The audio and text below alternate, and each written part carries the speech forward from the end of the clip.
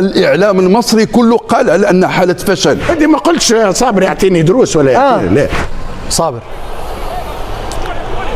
يعني يذكر الإخوة هنا أن أنا تقريبا كنت أكتر واحد كنت بينتقد حسام، ومن بداية الحصص بتاعتنا كنت بقول إنه إحنا يبدو إن إحنا بنشوف أفضل نسخة من حسام حسن الهادئ اللي بيتعامل مع الأمور بهدوء شديد. صحيح هو خرج عن النص وأنا انتقدته، وعلى قدر ما انتقدته في العديد من المرات، بس النهارده أقولها بملء الفم، النهارده حسام مظلوم. النهارده حسام انت بتحطه تحت ضغط كبير جدا، وخرجت المؤتمر الصحفي عن سياقه. انا ما بدافعش طول الخط، ودايما انا عندي مبدأ انه الاشاده عندي مش شيك على بياض اديهولك طول الوقت.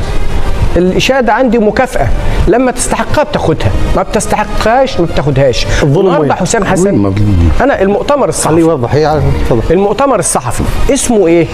اسمه المؤتمر الصحفي الخاص بمباراة مصر ونيجيريا، مش مؤتمر صحفي لتقييم حسام حسن. الصحفي مع احترامي ليه ومن حقه ان يسأل الاسئلة، ولكن اسئلته لما انا اروح اقيمه اقول له انت فاشل، واقول له ان انت تقصد بالسبعة وانت كنت ضعيف، وبتعلق شماعة الفشل على امور لا تمت بصلة الى كرة القدم، وشككت في السبع القاب. انت بمعنى كلامك ان انت بتشكك في السبع القاب اللي فازت بيهم مصر. كل هذا الكلام يطلع من هو انت جاي تقيمني ولا جاي تسالني سؤال عن الماتش؟ انت كصحفي ما تسالنيش، واحنا اعلاميين وعارفين المؤتمرات الصحفيه، حتى اللي بيدير المؤتمر الصحفي لما انا اروح كصحفي واسال سؤال خارج نطاق المباراه اللي احنا بنتكلم عنها، بوقفه بقول له لو سمحت كلمنا في المباراه اللي احنا بنتكلم عليها. غابت عن فتحي هذه اسمه انا بس تفضل. المؤتمر اسمه كده، بكرر، مؤتمر صحفي خاص، لازم كلمه خاص، بمباراه مصر ونيجيريا.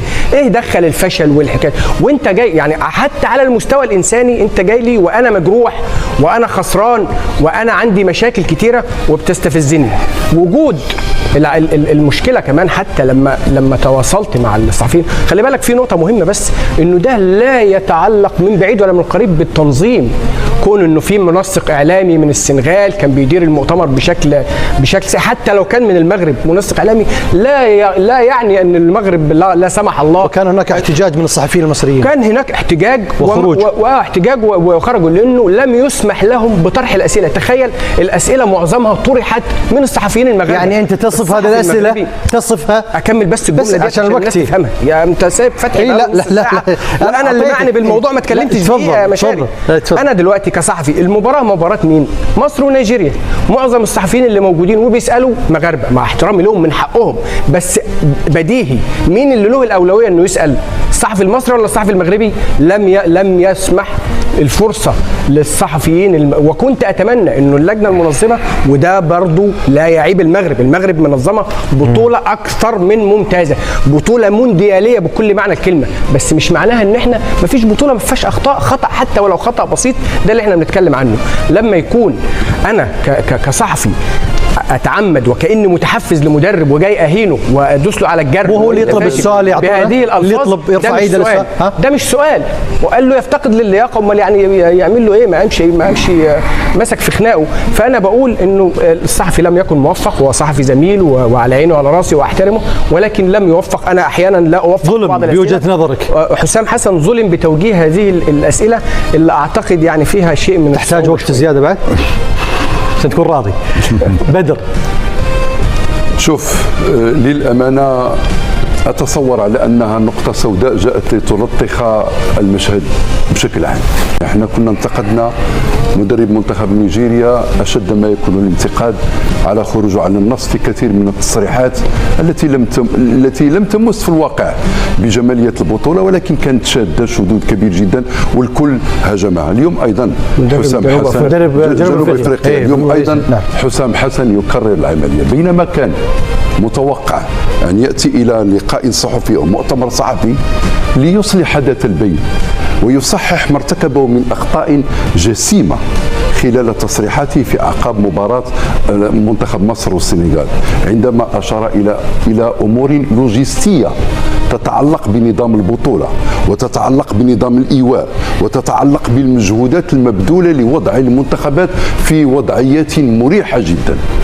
عندما يأتي الانتقاد بتلك الطريقة وتغضب الاتحاد المصري لكرة القدم وعلى رأسه هاني بوريدة، لأنه هذا البلاغ أو هذا البيان الذي أصدره الاتحاد عكس كلام؟ لا، لم يعكس الكلام، لكن جاء ليطفئ النار التي أوقدتها تصريحات حسام حسن، لأنها لم تكن في محلها ولم تكن لها أي طبيعة احترافية. أنا معك في أنك تعلق على خسارتك في مباراة بطريقة فنية باعتبارات فنية، ولكن خلي عليك الأمور الأخرى جانبا لأنها لم تكن مؤثرة لا الجمهور ذكر صابر أن الأسئلة خرجت من سياق المواجهة وفيها ظلم لحسام. لكن أعود إلى السؤال نفسه، سؤال الصحفي المغربي نفسه لا يحمل أي إهانة، لا يحمل أي إهانة. من حق الصحفي أن يطرح السؤال الذي يريد، ومن حق المدرب أن يجيب عنه أو لا يجيب عنه. هذه قاعدة نعرفها في المؤتمرات الصحفية. ثم أيضا هو لم يصف في أي لحظة حسام حسن بأنه مدرب فاشل، قال فشلت في تأهيل منتخب مصر إلى الدور النهائي. لا شوف حالة هو مش بيقيمه، هو بيقيمه في لا حالة انت اطرح سؤالك وخلاص. يا صابر، هو يقيم حالة الإعلام المصري كله قال على أنها حالة فشل. الإعلام المصري يقول أنا كصحفي مغربي أنا على كل حال، أي صحفي يقول على كل حال لا أي صحفي يقول ما كان فيه لا أنه وصف حسام حسن بالفاشل ولا هو أهانه، قال فشلت، قال له وحزن 120 مليون وجه ل 120 مليون. طيب لم يقل له أنت مدرب فاشل، قال له فشلت في أنك تؤهل منتخب مصر. أوكي، إذا متفقين على هذه الجزئية.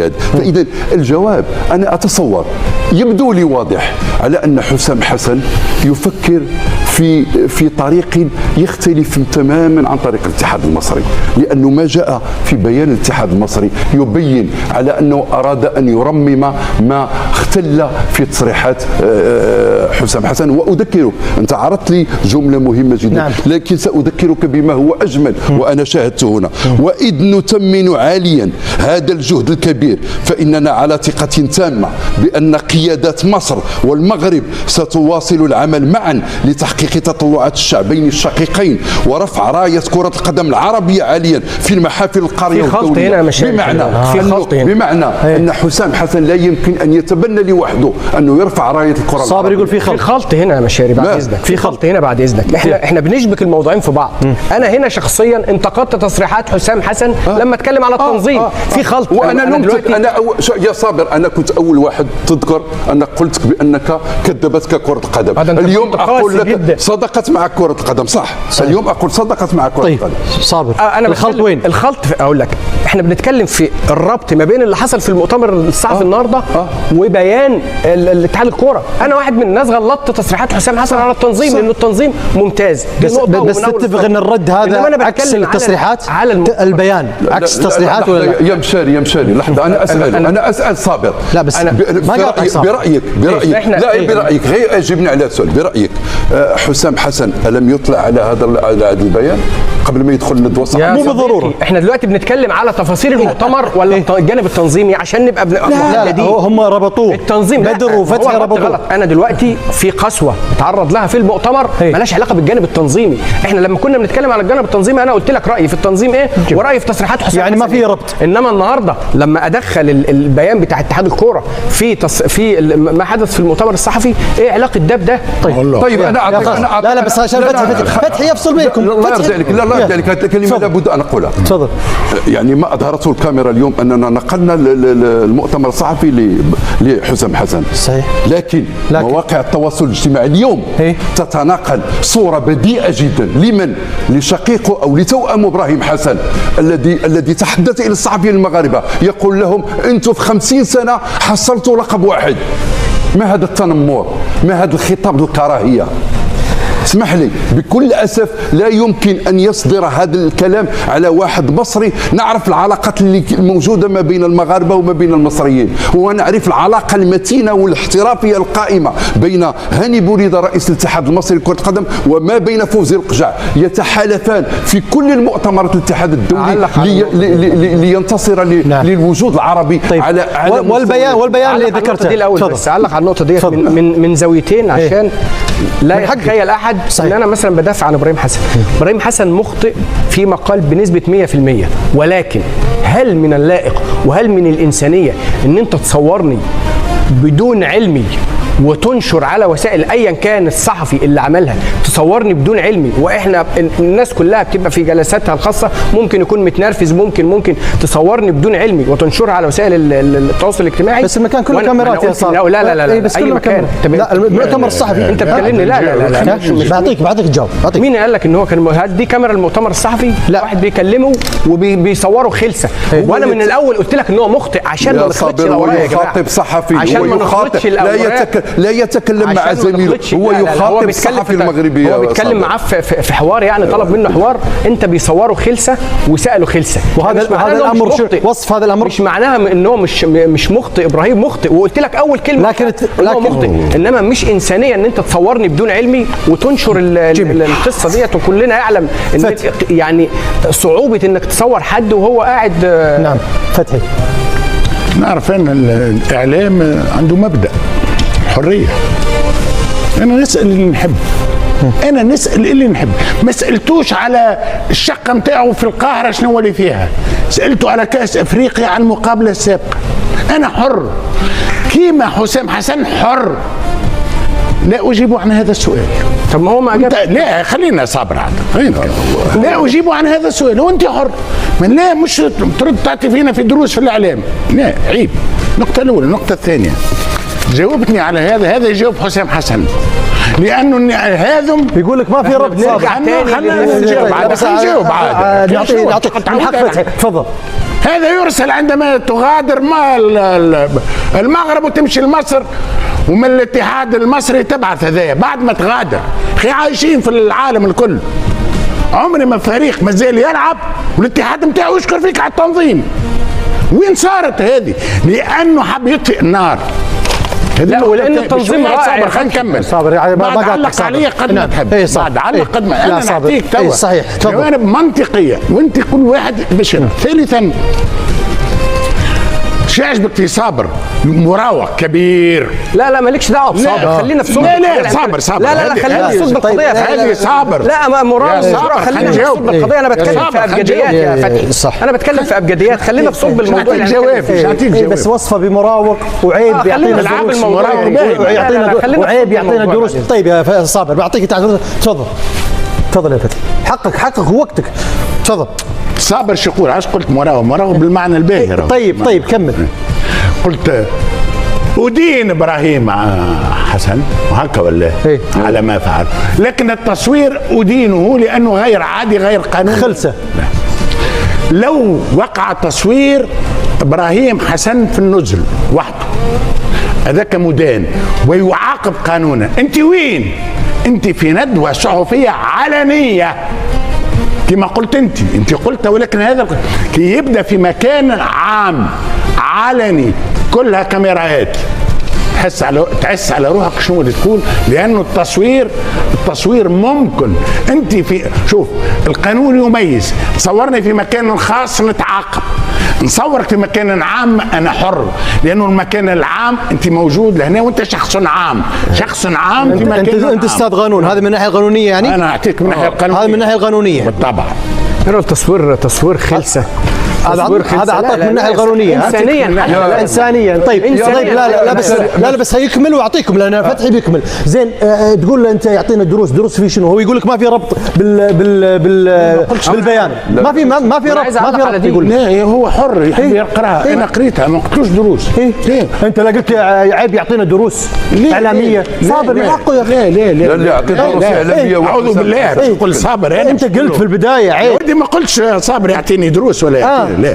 اما في الاعلام في ندوه صحفيه وحضرنا الاف الندوات الصحفيه اسال ما اريد واللي باش يجاوب ينجم يقول لي هذا السؤال لا اجيب. طيب وصف الاسئله بالظلم. صابر وصفها بالظلم.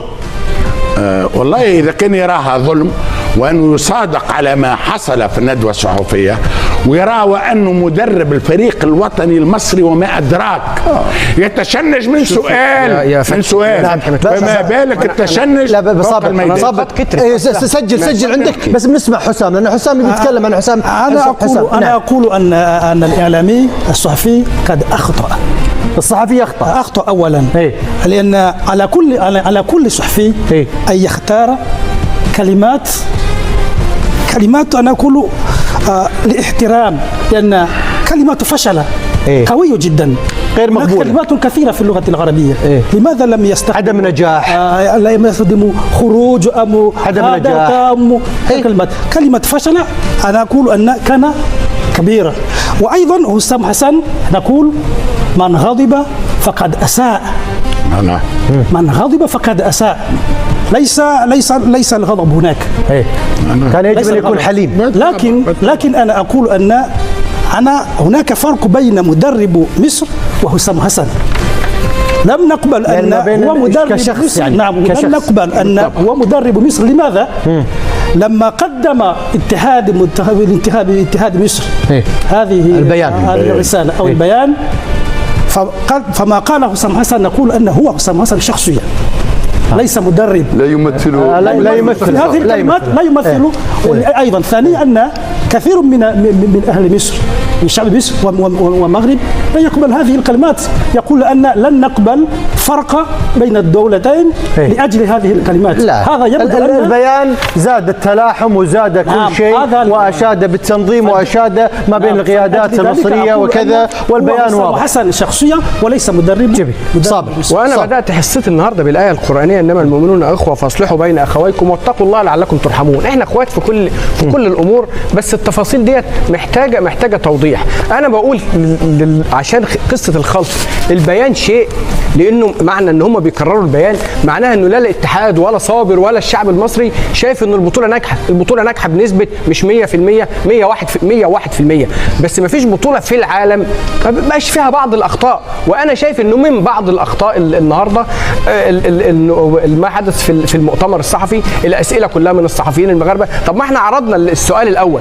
وكان السؤال فيه شبه استفزازي، إنه أنت قلت والسبع بطولات ومصر، فهو حسام تماسك وقال لك أنا أقصد إنه السبع بطولات في ظل النظام الجديد بعد 4 سنوات، يعني صعب إن منتخب يوصل للسبع ألقاب، وشرح بكل بساطة رغم إنه السؤال الأول مغربي والثاني مغربي والثالث مغربي. طب فين الصحفيين المصريين وفين الصحفيين النيجيريين؟ دي تفاصيل الصحفي الأول كان تونسي، مهمة جدا. الصحفي الأول اللي سأل على هذا الموضوع كان صحفي تونسي وأجابه. اللي موجودين أنا بلغوني حتى بالسماعة إن الصحفي تونسي صحيح. أنت ذكرت مغربي صحيح. اللي هو السؤال المغربي، والصحفيين اللي معظمهم كانوا حاضرين مغاربة، والصحفيين المصريين لم يحصلوا. هم قالوا كده. كنت أتمنى أن أنا في الساعات دي إنه يطلع المؤتمر الصحفي كامل، نشوف إنه فعلا المصريين، لأن الصحفيين المصريين بيقول لك لم تتح لنا الفرصة بطرح سؤال واحد على اللي موجودين. انما كمان ما اخر مره بس بقول الكلمات كانت قاسيه جدا، لان واحد بيقول له انت بتعلق شماعه الفشل على كذا، حرفيا دي ما فيش فيها راي، ده تقييم قاسي جدا. خدت وقتك، اتفضل. عندك زياده؟ لا انا لا وياك ليه؟ لو في حاجه لا لو في يعني عندك سجلت كل نقاطك واتاحه الفرصه، لان برنامج المساء رياضي، الراي والراي اخر، كل الاراء مقبوله. عندك لا هو عندك شيء على اساس ان نكون امام المشاهد، لان هناك من يمثل راي صابر وهناك من يمثل راي بدر وفتحي واحمد. انا لو على خلاف مع مشاري بس مشاري اخطا في نقطه اقول اخطا، اصاب في نقطه اقول اصاب بكل. انا ذكرت لك كل الاراء مقبوله وتمثلكم شخصيا، تمثلكم، لا تمثل القناه، تمثل فتحي وتمثل حسام وتمثل صابر وتمثل بدر. عندك بعد وصلت الى مرحله ممتاز.